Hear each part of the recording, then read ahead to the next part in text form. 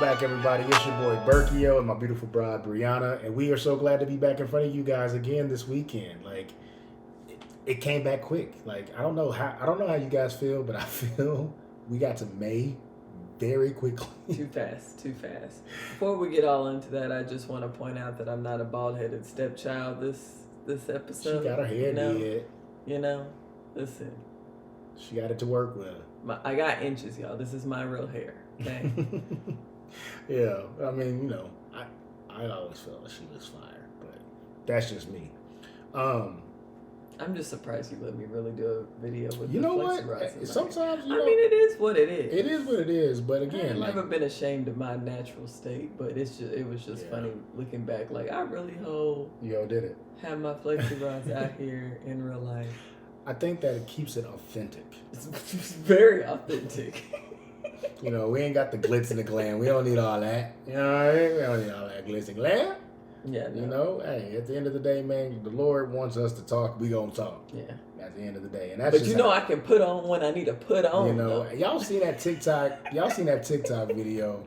The video's like, oh, just because I'm a mom now, you don't think I'm pressure? That's her. We gonna do it. I don't know what we gonna do it, but we gonna do it. The next time I wear makeup in 5 months. No, I'm just kidding. I might put makeup on. Actually, no, we got it. We can do it later this month. Oh yeah. Yeah. Oh, cause my makeup gonna be fire, and my hair. You gonna look like a dime piece. Yeah. I mean, she's already a dime piece. Don't get it twisted. I love my wife. She's gorgeous. Pictures. Gorgeous. But what we're going to continue is what we talked about last week, just the family dysfunction. And I mean, we all have the dysfunction like we saw last week. This dysfunction that we have this week, this one is I'd say really detrimental to a child's success, because the way that the child sees the world is the way that their parent handles this situation. And this situation stays with us now all those what we talked about last week, it stays with us too, but this one here is very detrimental to me in my opinion, because the way we'll get into it. We'll just get into it. As always, I think y'all know what is up next. I think she has a question. Let's see if she has a question. Absolutely. You got a question? Okay, she got a question. So the question is, going off of the topic that we haven't told y'all what it is yet. You whole missed the opportunity. I'm sorry. What? You could have been like, I got a question. Oh, well, it's okay. It's fine. Like Robin. Right. Oh, she does do that. Okay. Anyways, because I'll go in a whole mom mode. The question is, what is your definition? Well, so since I've been on my Forrest Frank good musician this week, yeah. What is your definition of a rich man? I love that song. I know. It's all of what he said in that It's one. so good. But that's really, and that goes well with what we're talking about. I see what you did there. My questions are always good. I see what you did there. If y'all haven't heard it, Rich, and this, I mean, obviously we don't know Forrest Frank, but it's a really great song. Shameless plug. It's a great song, Rich Man by Forrest Frank, and he always has some good beats. It's such a good bop. But my definition is honestly what is success to you, right? How do you see success? Because everybody's definition of success is varied. It's fluid. But honestly, a roof over my head, money in the bank account that is able to do the things we needed to do and work the way that we want it to work. But ultimately, I think what my richness looks like is having a loving wife and children that love me and that appreciate what I do for this family. And honestly, that is what I think almost every man would love to have.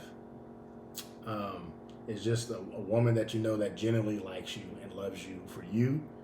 Oh my gosh, I could keep going with a bunch of different stuff, but I think also ultimately it's the peace that I have within myself. Mm-hmm.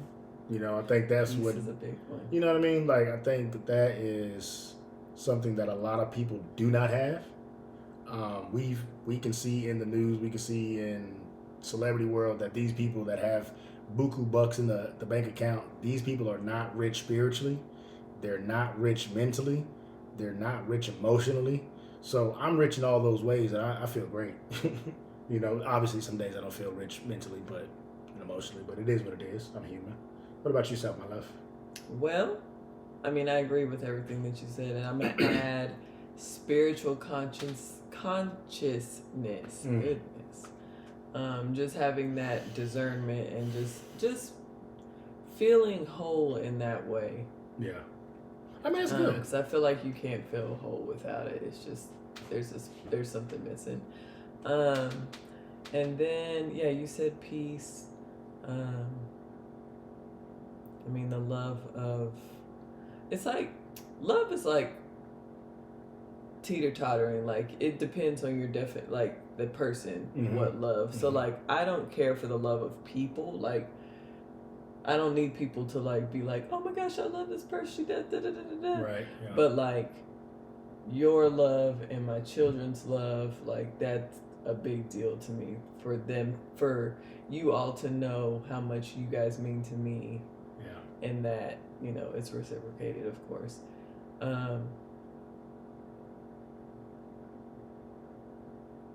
And I will say, I'll add joy in there, not happiness. Happiness is fleeting. Happiness goes with whatever's going on in your current state. But joy, I feel like, lives inside of you. So even on those days where it's like terrible, like today work was like ridiculous and all I could do was laugh because I was like, this is crazy. And yes, it's a lot going on, but like still having that joy to smile or to like play with the girls on my break or something like that. Like I feel like that makes me well that's good. I like those because again, like I said, everybody's definition gonna be different. Let us know yours, right? How do you feel? What does being rich mean to you, or wealthy, whatever? Yeah, I was gonna say wealthy. I like wealthy. I like the word wealthy. Yeah, it's just yeah. But please let us know what you think. This shimmy. I don't know what's going on. I don't know. Side note. This is such a random side note. But when I was little in dance, I was like maybe in first grade. I had to do a jazz dance, and they had a shimmy in the dance, and I was like, ooh, I can't. And all the other kids were shimmying, and I was like, can't do it. Like my mom was like laughing on the video because I was like, I cannot shimmy. Like this is improper of me to shimmy. I wouldn't shimmy. But now for some reason I've been shimmying all the time lately. It's just feeling good in my shoulders. I like it.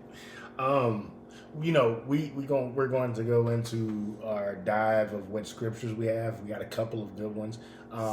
We didn't tell them what we're talking about. I know, I was about to say, but first off, let me tell you what we're going to talk about with our dysfunction, which is parents speaking lack, right? Lack is a human. Man, it's just like the mentality of lack is within human consciousness, right? I think that's what really started it. Like we weren't told to have lack, and we have scripture to back it up. But it's something that we as people, we just like to see it. And then what the media does as well is they like to propagandize lack. Like, oh, there's not enough toilet paper. I still can't get over that. I will never forgive you people in 2020 that was just buying up toilet paper like crazy. Like, that was bananas. Like, why do you have a closet full of toilet paper? It blew my mind that it was like, yeah, we got to have 32 folds of toilet paper. Like, it was crazy. But, that's something that they preach unto us. And so what we want to do tonight is just talk about the abundance that we have. We are abundant people. If you are a follower of Christ, and I want people to feel that they have more than enough. And honestly, we do have more than enough. It's the way that you look at it. One thing I always tell my students and just people that pass by that I talk to is like, life is based on your perspective. Like, how you see it is really how it's going to be. It's that glass half empty, half full situation. Yeah, and this one comes out of Ephesians 1:11. It says, in him also we have obtained an inheritance, being predestined according to the purpose of him who works all things according to the counsel of his will. So right there, and he tells us we've been predestined for inheritance. Like, right, that's all you should have to tell your kids. Hey, you have inherited all that you need from God. God has given you everything that you needed from there, from the jump. But let's go back. Let's look at another one. This one is the very first time that you open up a Bible, right? You go into Genesis, right? In Genesis 2, verse 11, it says, okay, it was talking about the rivers and all that stuff, right? But this is the Garden of Eden, right? So in the Garden of Eden, the name of the first river is the Pishon. It is the one which skirts the whole land of Havilah, where there is gold. So before there was anything, he put gold in the Garden of Eden. Why? There wasn't no need for it. They didn't have money. There was no persons there yet. But he's like, I'm going to put gold up in there. That just makes you think, hold on. Got one more. Going to Matthew. The birth of our Lord and Savior, Jesus Christ.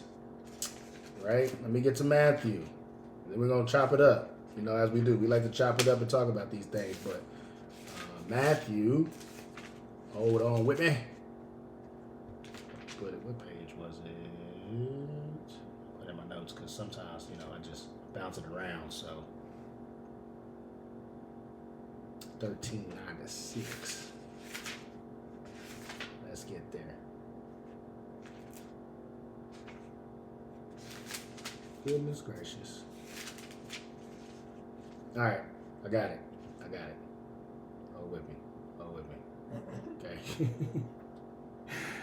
All right.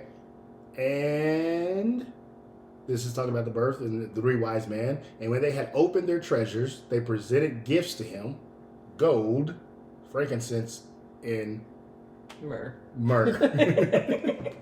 I pronounced it completely wrong earlier, and I was like, I guess that's how my brain is just taking it in, and that was completely wrong.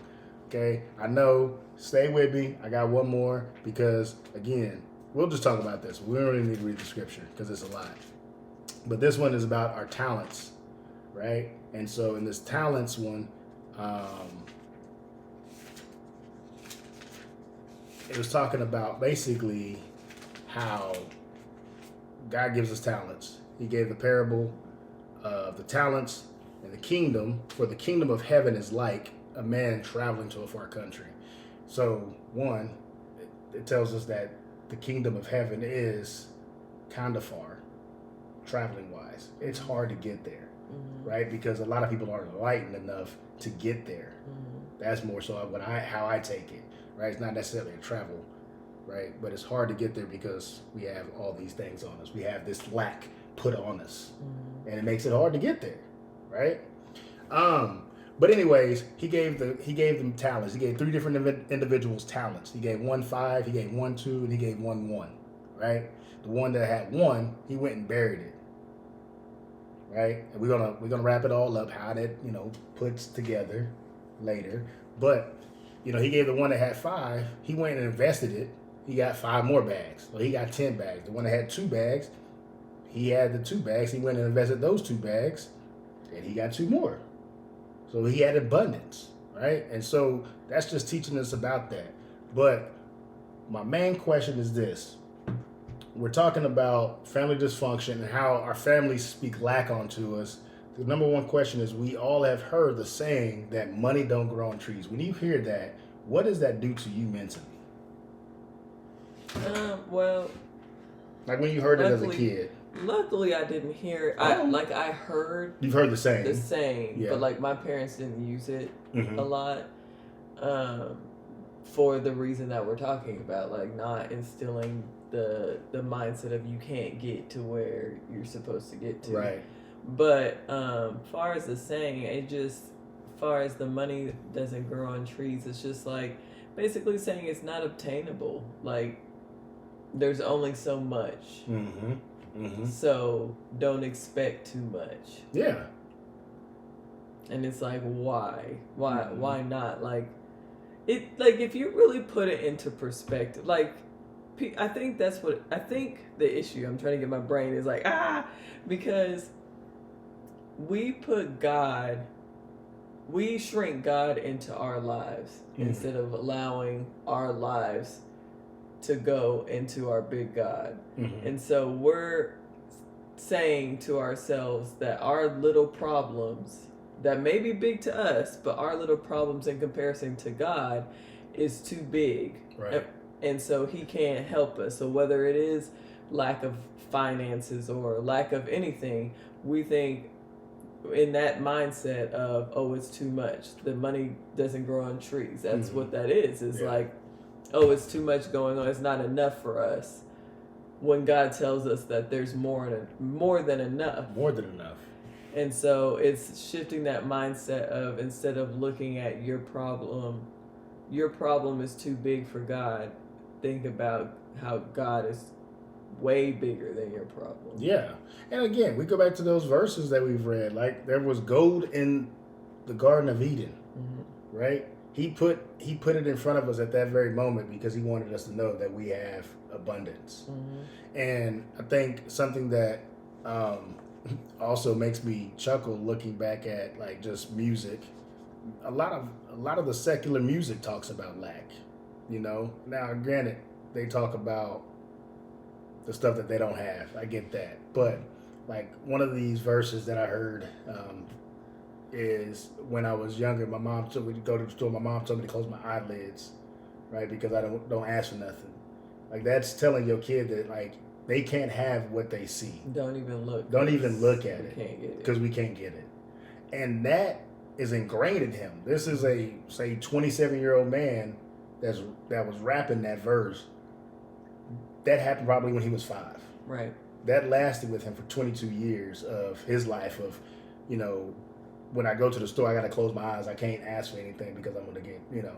And I think that, you know, something that kind of sticks with me, because almost, and you do it too, we both do it, when we take the kids to the store, it's like, all right, we're going to not get nothing, you know, we're going to the store to get what we got to get. But at the same point in time, they're like, oh, let's get some Play-Doh, you know, for Robin, or let's get a book for both of them, you know, because Rosalind's not reading yet. But let's get something, you know, for them while we're there. And I think that, you know, not necessarily as a spoiled thing, but it's to let them know that it's like God. We, you know, if we want it, we can have it, in a sense. Not as a... And I think, too, like, just on our point of view, like you were saying, it's not necessarily a spoiled thing, but I think we do a good job of, like, when we do get them stuff, we tell them, like, why they got it. Like, I know when I do get her Play-Doh or something like that, and she's all excited, and I'm like, that's because you've been listening really good. Like, I let her know that, like, we see her doing the good things. Yeah. And so it's not just, like, just to give it to you just because it's Tuesday and I want you to like me. Like, right. I don't have to get you stuff. I'm, like... Yeah, no. I think you say that, and it just... I get so, like, irritated back when I think about the first year I was teaching. These kids, they can't do addition. Simple addition. Like, again, granted, you know, I don't blame the kids, I blame the parents. Because he also teaches high school, by the way. Well, this was in 7th grade. These were 7th grade kids. Okay. And I was telling and the funny thing is, I was telling Roman this the other day, but you know, these 7th grade kids, they couldn't do 2 plus 1, and it was heartbreaking. Like, I was like, my gosh, like. How did they get all the way to 7th? Because of George Bush. No Child Left Behind. I'm gonna say it. Hopefully, we don't get blocked. But yeah, it was because of that. Like, No Child Left Behind. That's what I told them. I was like, you need to learn how to read. You need to learn how to write. You need to do this because of that whole situation. Kids that should be held back in 2nd grade because they can't read, they get pushed forward anyways. So silly to me. Yeah. Back on the track. Sorry. These kids. I can go on a tangent. These kids, though. I remember one day I come into school and this kid got some brand new J's on. I'm like, yo, why is this kid, like, he's failing remedial math. Why has he got a brand new pair of J's on his feet? I was like, bro, like, what are you doing? Like, he's like, oh, yeah, it's my birthday this weekend.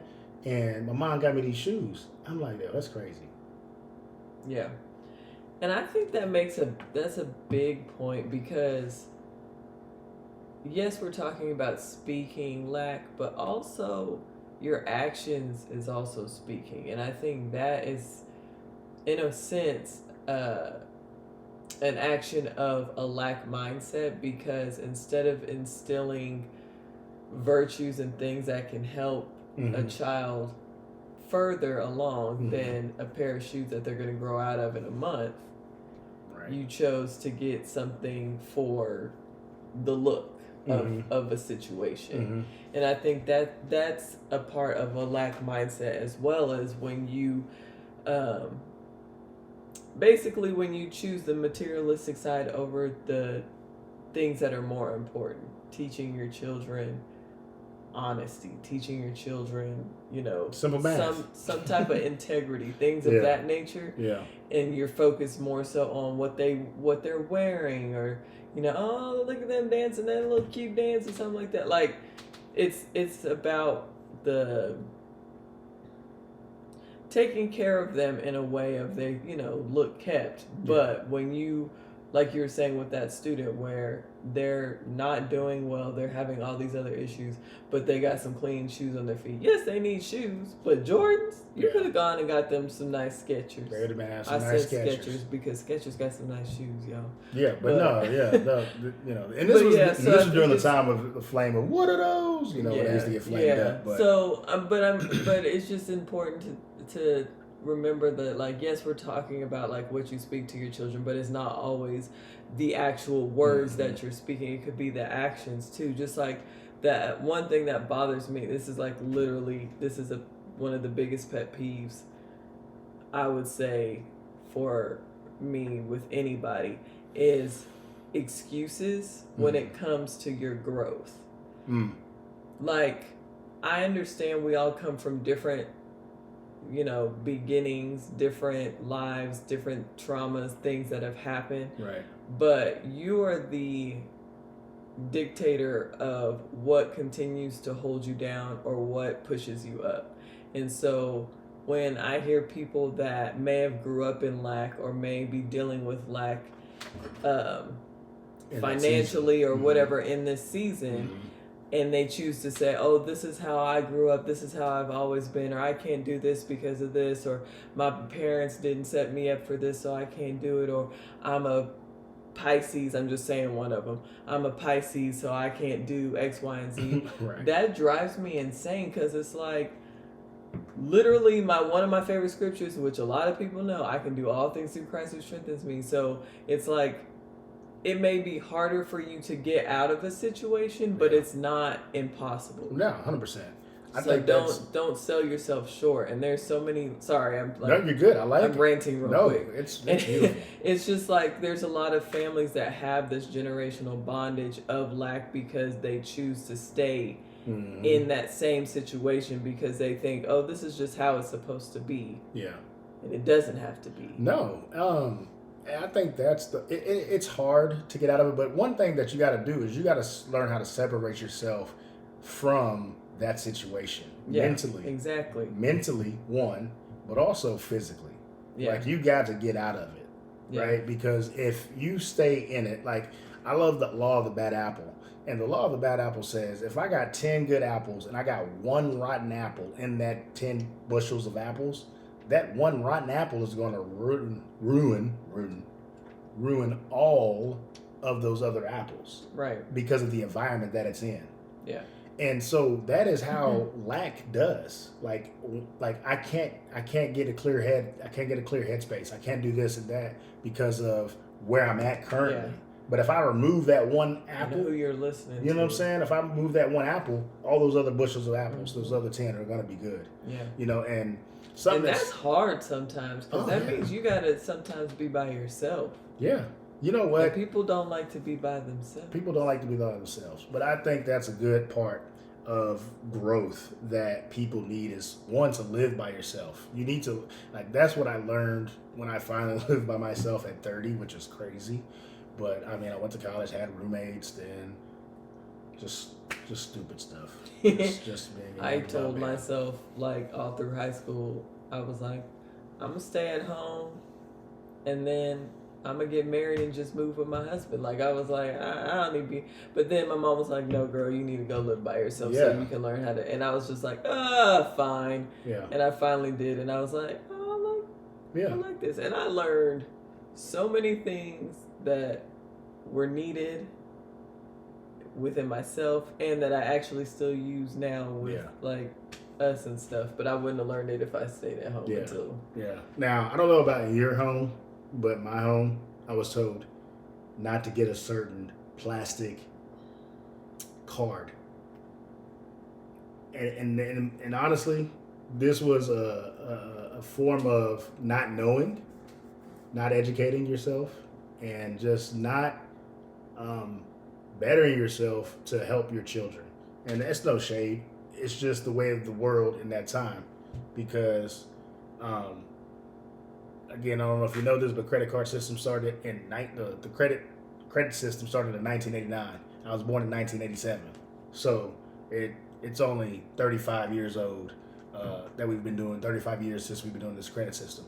And one thing that we did not know in the black community because of financial literacy is what credit is and how it works and how it does this. And so with not knowing those things, you can't better prepare your children for what you don't know. Mm-hmm. Right? And, come to find out, you do need a credit card. You need to be able to build that credit. And that's kind of like what the talents, that guy, the parable with the talents, where he told it to the guy that went and hid the one. He said, if you'd have put it in the bank, I could have built credit on that one, and then I'd had a return back for me. It was fear. And it is fear. Oh, that was good. It was fear because he was scared. I got to keep this one and keep it safe. And that's the thing, the guy in the parable with the one talent, he's weaponized a lot in that story because he did make the wrong decision. Yeah. We all know that. But I think we have to look at it on a gray standpoint of like I was saying, the fear of he was trying to keep it I'm going to do the best I can to steward this one thing and keep it safe. Mm-hmm. Was that the right decision? No. But a lot of times we do that with a lot of things in our life now where we're supposed to do something different with it, but we get scared and we just, I'm not going to do it. Speaking about what we're talking about financially and stuff, like you're saying, with even with the credit card thing. Yeah. I don't know what that is, so we're just not going to do it because it's bad. Yeah, because I heard it hurts people. Yeah. And it's it doesn't hurt you. I mean, now granted, yes. If you don't know how to use it, obviously it can hurt you. But yeah, I mean, I think that's something that, I'm sitting here looking at it. You call him a wicked and lazy servant. Yeah. And that's harsh, but that's the word of God sometimes. It's man, it hits you hard right here. And the harsh reality is it stinks having a 400 credit score because you haven't done a good job of building your credit. That's what sucks. That's what hurts. Right? Because we all see now in our world that you need credit. You need credit to get a phone. You need credit to get a couch. You need credit to get a refrigerator. You need credit to get a car. You need credit to get this. You needed that. To get a house. You know what I'm saying? To get anything and to move in this world, you got to have it. And so, obviously, my suggestion is to go and do some research of how to better build your credit if you are in the dumps at the moment. So you can get out. I'll be full transparent. After I got divorced, because I had worked with a guy and I had to use a credit card, and I had no idea necessarily how to use it. And I had been working my tail off to get my credit back up to a reasonable area, and I have after 2016, 17, and I almost paid it off. This is what ticked me off about the credit. Is I almost paid it off and was like, "Ooh, I'm about to be." We've been talking about this. I almost had it. All of our relationship. Because it is so frustrating. It's so frustrating. Let it go. So frustrating. So frustrating. But I worked my tail off to get it back to a good standing, and I'm so proud of myself because again, I could have been like the wicked and lazy servant of not knowing and not going out there and doing research of how to get better at it. And so that was basically what I take from that, right? Yeah. And it's something that we are constantly, on guard of. God tells us to stay on guard for some other stuff, but I'm staying on guard in that as well. And so I think another good point to bring up is we are told to save money on a rainy day, but we can see in this passage as well that it's good to sometimes put your money where it can grow. Yeah, I think discernment is not just it's not just held for spiritual decisions. I think discernment is for everyday life. And I think discernment is very important when it comes to finances and decisions that you're making about your livelihood, especially if you have other people besides yourself. Because you may need to save if you're trying to do something. Now, I'm not saying that saving. I'm not saying that saving is bad, right? I think you should actually have a emergency fund like that. You definitely need an emergency fund. You may be in that standpoint, but there's also times where you have to use discernment to say, okay, at this moment we need this. I'm gonna throw you under the bus just a little bit, real quick. Wow. It's just an example. Wow. I love you. This was not recently. Wow. This wasn't recently. I'm about to tell the story. You know what story? I feel like I know it. Okay, but I'm so listen. He was very much trying to help us get into a routine of saving more, because we were just like running our heels, buying a lot of extra stuff. I'm not even gonna lie, because I was buying DoorDash and buying clothes for everybody in the house. So like we were at a point where it was a lot of extra. However, in this moment, it was like, I don't know what happened with the pay periods or what, but we were like, we were getting down to the wire before the next pay period. And like we have our house card, but then we also have we still have our accounts that are separate. And so we used the house account for like bills and all that stuff. Well, that one was like basically done, but we were like scraping for just little food stuff. And I was just like stressed out, like, oh my gosh, we don't have this. I just need like a little bit of something. Come to find out, he over here trying to save money and we need bread. I was hot. I was like, dude, like you, and he's like, I was trying to save. So I say that story to say, was saving a bad thing? No. In that moment, was discernment needed to say, yes, we need to save, but I can go get some bread and use a couple of dollars? Yes.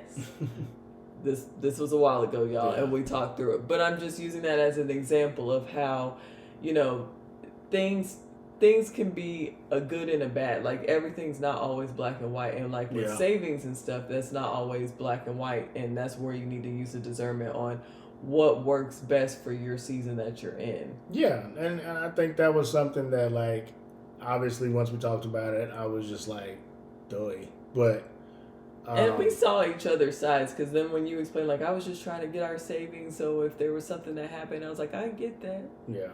So it was just we had to figure it out. Yeah, and I think that's a big thing about, what marriage is, and just relationships in general, is that open line of communication, of kind of being able to have those conversations. Obviously, it shouldn't have been a difficult conversation to have. It should have been something that we talked about immediately. But we didn't. We were just going about our days and... fuming on the inside. I was just fuming. Yeah. Just let it stir and marinate. It was bad. But look at us now. Look at God. I know. And again, like, I can't say that was like the silliness of youth, but it was just the silliness of not using my own discernment. Of knowing. Again, you're like, boy, it was just bread. But yeah, I mean, because Robin eats bread like crazy. And then, like, she can wait, but that's all she ate at the time. Like, was just, I mean, heck, she still just basically eats She'll eat a little bit jelly of other sandwich. stuff, but at that time, yeah, she was just toast and jelly was like all she was eating. Like she would not eat nothing else. No, and we was like, I was just So that was funny, but you know, I think when it comes to saving though, it is also about knowing where it should be where it should be spent. Yeah.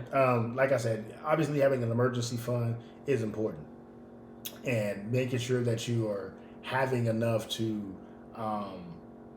save your days. I saw last year, I want to say, that on average the average American needs to make another $11,000 on income just to basically survive.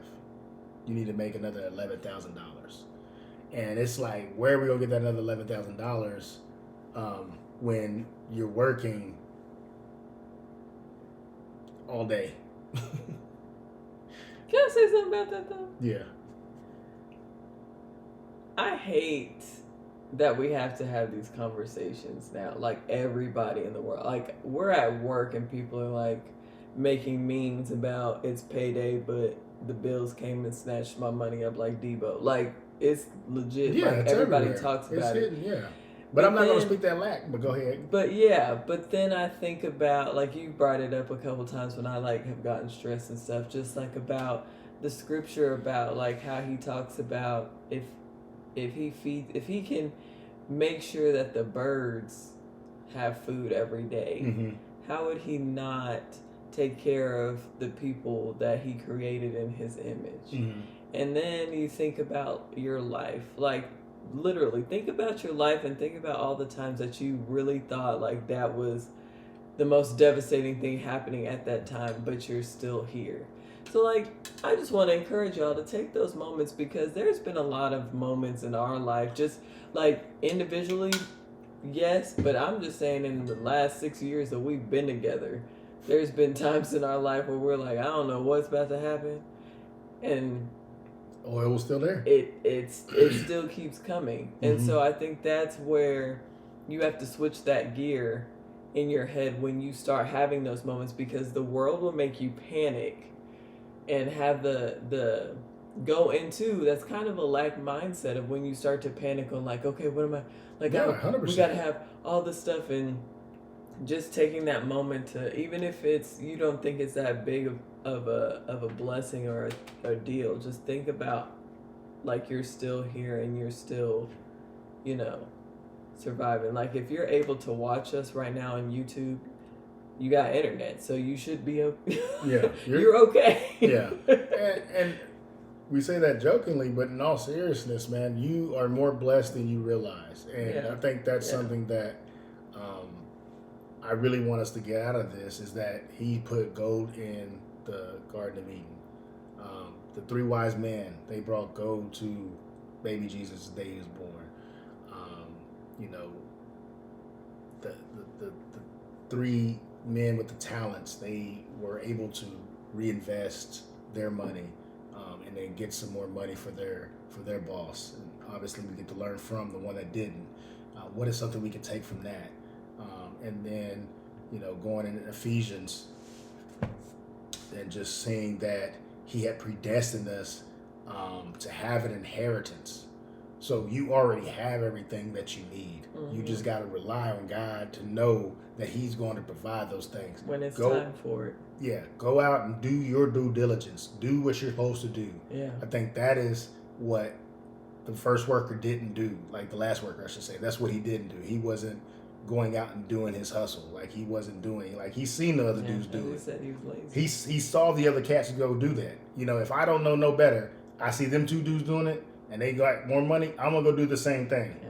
I was gonna say too, with that, like when we're talking about the excuse me, the mindset Mm-hmm. of lack too, I think when what you were saying, like God always provides, and it's not always when we think he's going to provide. And I think that's where the lack mentality comes in with some people, as they start out like, oh, I'm going to try. And then when it doesn't work, they're like, oh, it's not going to work. It's not for going to me. work. So now I got to go grind. I'm going to be on welfare and unemployment my whole life because it's just not. They it's just they not went in down the the hill. car. They just went down. Yeah, it's just not in the cards. Well, but there's people that literally they could be doing more, but they choose to stay there because they just it's comfortable. Yeah.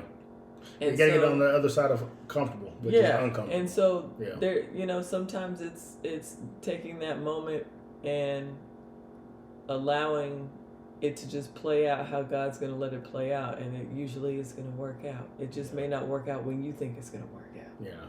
Yeah. No, I 100% agree, love.